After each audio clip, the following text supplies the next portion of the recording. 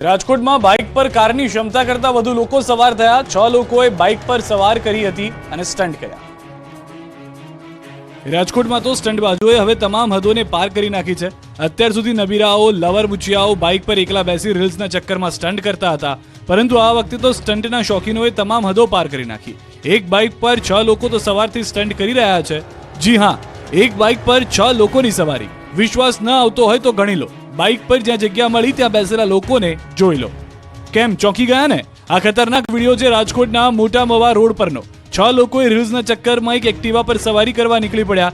Activa પર 3 લોકો તો માંડ બેસી શકે, એની બદલે 6 લોકો ગોઠવાઈ ગયા। દ્રશ્યોમાં જોઈ શકો છો કે એક્ટિવા પર એક વ્યક્તિ પાછળ ગાદી નાખીને બેઠો છે, તેની આગળ 2 લોકો બેઠા છે।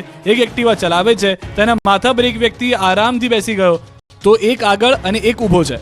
આ રીતે રીલ્સના ચક્કરમાં 6 લોકોએ ટ્રાફિકના નિયમોના તો ધજાગરા ઉડાડ્યા, સાથે જ પોતાના જીવ જોખમમાં પણ મૂક્યા અને અન્ય લોકોમાં પણ દહેશત ફેલાવી।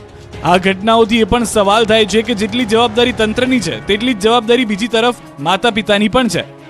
શું માતા પિતાને નહીં ખબર હોય કે તેમના સંતાનો આ શું કરી રહ્યા છે? બીજી તરફ આ ઘટના પોલીસના કડક કાર્યવાહીના દાવાને પોકળ સાબિત કરી રહી છે। નબીરાઓ છાકટા બની બેફામ ડ્રાઇવિંગ કરી રહ્યા છે અને પોલીસ તેમના પર લગામ કસવામાં શૂન્ય જોવા મળી રહી છે।